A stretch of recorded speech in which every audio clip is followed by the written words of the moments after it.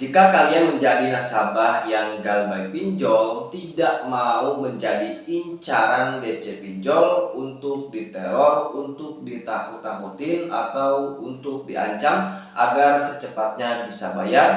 Nah, di video ini saya akan kasih tips dan triknya agar aman dari incaran DC pinjol. Nah, oke teman-teman, perlu teman-teman ketahui ya. Jadi sangat banyak sekali ya nasabah yang galbay pinjol. Yang pertama, yang paling ditakuti itu adalah DC-nya, apalagi sudah menginformasikan mereka mau datang ke rumah. Nah, itu adalah salah satu yang permasalahan yang paling ditakuti oleh nasabah yang gagal bayar pinjaman online atau pinjol. Nah, jadi sebelum diteror juga atau sebelum DC datang ya, kebanyakan nasabah itu sudah takut. Nah, sebenarnya teman-teman ya, nggak usah takut sama yang namanya DC pinjol. Mereka itu hanyalah tugas saja dari perusahaan mereka ya. Cara kerjanya emang seperti itu, menagih hutang kepada nasabah yang gagal bayar atau yang telat bayar. Nah, jadi banyak sekali ya kesalahan-kesalahan dari nasabah yang gagal bayar pinjol ya, belum ditagih sudah takut duluan. Nah, jadi intinya seperti ini supaya kalian tidak menjadi incaran DC pinjol untuk ditagih, untuk diteror, dan untuk diancam ya agar secepatnya bayar. Nah, di video ini saya akan kasih tipsnya. Nah, perlu teman-teman ketahui teman-teman ya, jadi DC pinjol itu tidak hanya menagih hutang kepada kalian saja. Seperti yang sudah saya katakan sebelumnya, jadi sangat banyak sekali yang gagal bayar di pinjol. Nah, jadi seperti ini teman-teman. Jadi DC itu ya menghubungi beberapa nasabah yang galbay, bukan kalian saja. Yang mereka kirim pesan ke semuanya, ke semua nasabah yang galbay. Nah, jika ada yang merespon salah satu ya, mungkin jika ada yang merespon salah satu nasabah yang galbay, nah itu adalah salah seorang yang menjadi target DC pinjol ya, menjadi target DC pinjol. Nah, maka mereka itu akan akan terus-terusan ya, bila mana ada nasabah yang bales ya, ketika dihubungi melalui WhatsApp ya, mereka itu kan akan ngirim pesan ya, atau ngirim penagihan ke beberapa nasabah yang galbay ya. Misalkan bisa nyampe 10 orang ya, bahkan juga nyampe 50 orang ya, mereka langsung kirim pesan ya, pesan penagihan. Nah, jika ada salah satu yang balas, nah maka itu adalah menjadi sasaran mereka ya. Mereka itu akan berpikiran, oh ini adalah nasabah yang ada kesempatan mau bayar ya. Mereka itu menganggapan nasabah itu takut sama mereka ya. Nasabah itu, si DC itu merasa nasabah ini ya yang balas itu takut sama dia gitu kan, intinya seperti itu teman-teman. Nah, jadi kalau misalkan ada yang balas, nah maka mereka akan cecer terus-terusan teman-teman ya. Nah, mereka akan takut-takutin, mereka akan langsung telepon ya, kemudian mereka mengungkapkan kata-kata yang seolah-olah nakut-nakutin ya, lebih takut. Nah, maka sangat banyak sekali ya yang kena mental ya, malah jadi ngedown ya, malah mereka itu ngerasa takut banget ya sama kehadiran DC. Ketika diteror seperti itu ya, kebanyakan malah mereka melakukan pinjol lagi, jadi di lubang tutup lubang. Justru nanti itu akan mempersulit hidupnya gitu kan, bukannya utangnya beres malah tambah banyak gitu kan ya, kebanyakan seperti itu.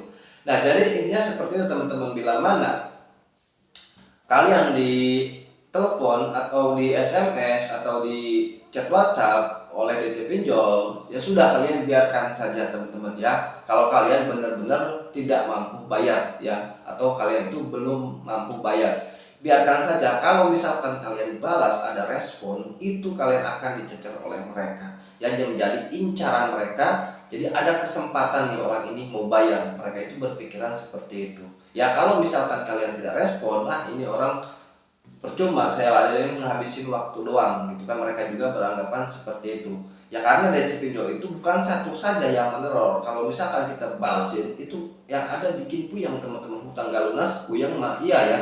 Jadi seperti itu Ya jadi intinya kalau misalkan kalian tidak mau menjadi incaran DC pinjol, ya sudah biarkan saja dulu, ya galbaikan saja dulu ya.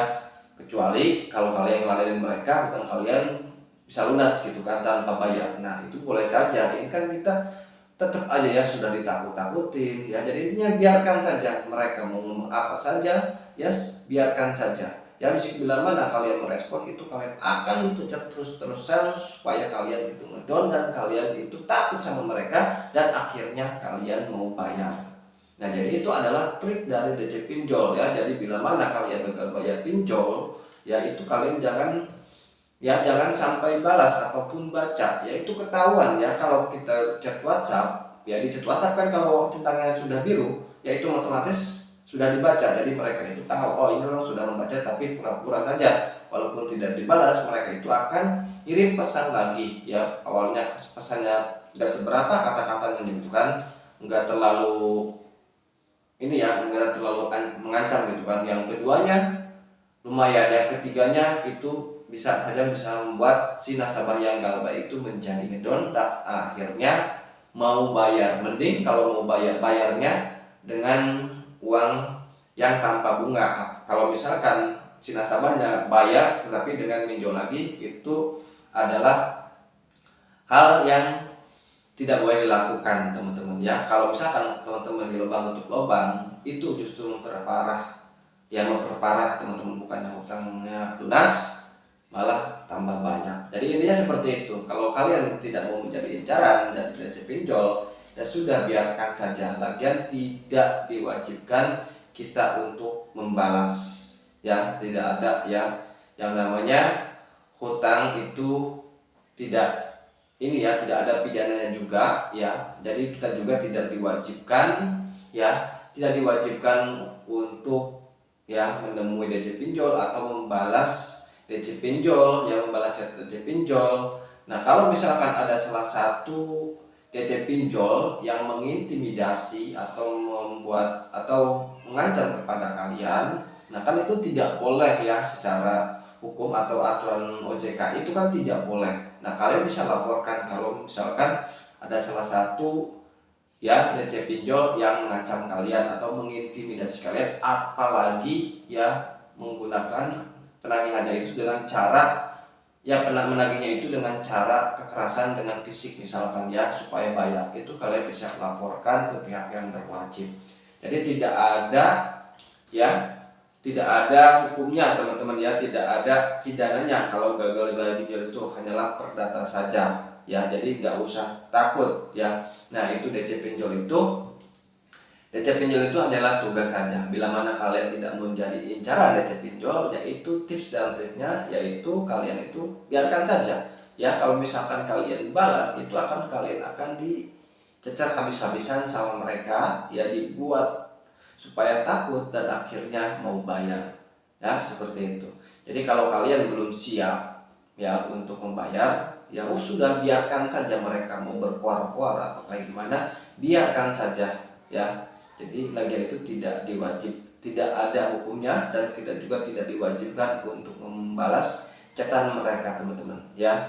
Oke, mungkin itu saja dari saya, mungkin agak berbelit-belit ya, mohon dimaaf untuk penjelasannya.